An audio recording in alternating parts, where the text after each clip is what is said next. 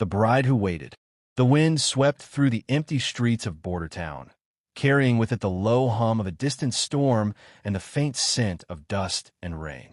At the wooden gate that marked the town's edge, a woman stood still, her figure framed in twilight, her white shawl clinging to her shoulders like a final promise she couldn't release. Clara Hayes had been waiting there every evening since the spring. The townsfolk had stopped asking why. They simply nodded when they passed her, whispering that she was the last bride still waiting. Others had long learned that bordermen rarely came home when they said they would. Some rode north chasing fugitives, others west chasing freedom. But Clara's husband, Marshal Thomas Hayes, chased something colder. Justice, the kind that kept him from warmth, even when it was standing right beside him. Her eyes drifted to the horizon where the sun sank behind crimson dunes. The light painted the gate in gold, then in gray, before vanishing entirely. Still, she waited, hands folded, posture composed, her silence holding both dignity and despair. Behind her, the faint creak of a saloon door broke the stillness. Nora Lee, the town's seamstress and Clara's only friend, approached with a cautious smile. "You'll catch the night chill again," Nora said softly. "You don't owe the moon your patience, you know." Clara's lips curved faintly. "He said he'd be home before the harvest. That was 3 harvests ago."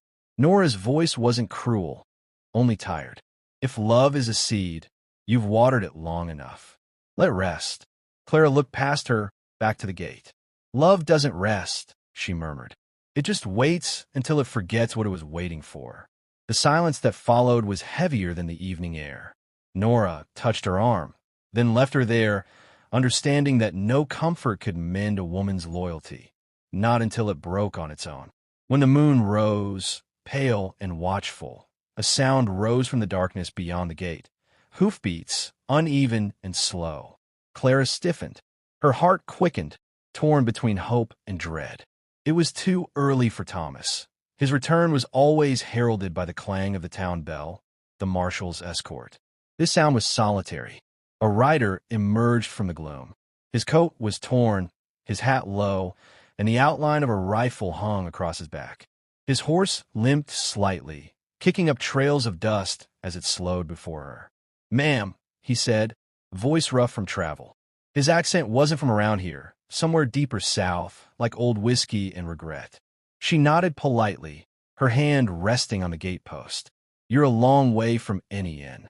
Town closes early." "I'm not looking for whiskey or shelter," he replied. "Just direction."